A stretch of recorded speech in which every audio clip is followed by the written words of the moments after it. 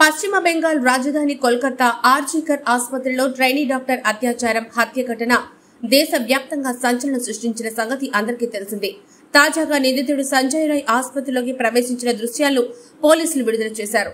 August 8న రాత్రి సమయంలో సంజయ్ సోనాగచ్చ అనే ప్రాంతంలో మద్యం సేవించి అక్కడే ఉన్న 2 వేశ్య గృహాలకు వెళ్లినట్లు పోలీసులు గుర్తించారు. అక్కడి నుండి అర్ధరాత్రి 1:03 ఆసుపత్రిలోకి నిందితుడు ప్రవేశించినట్లు, ఆ సమయంలో నిందితుడి మెడలో ఇయర్ ఫోన్లు ఉన్నట్లు గుర్తించారు.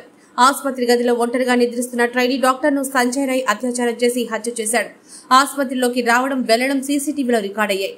ఈ రికార్డులను నిందితుడు ముందుంచి పోలీసులు ప్రశ్నించగా నేరాన్ని అంగీకరించినట్లు పోలీసులు తెలిపారు. ఇదిలా ఉండగా సంజయ్ కి కోర్టు 14 రోజుల పాటు జ్యుడిషియల్ రిమాండ్ విధించింది. నిందితుడికి పోలీగ్రాఫ్ టెస్ట్ నిర్వహించేందుకు కోర్టు అనుమతిచ్చింది. వైద్య కళాశాల మాజీ ప్రిన్సిపల్ సందీప్ ఘోష్ తో పాటు మరో 4 డాక్టర్లకు లై డిటెక్షన్ టెస్ట్ చేసేందుకు సైతం కోర్టు అనుమతిచ్చింది. కోర్టు నిందితుడిని జైలుకు పంపించడంతో జూనియర్ వైద్యులు విధులకు హాజరవుతున్నారు.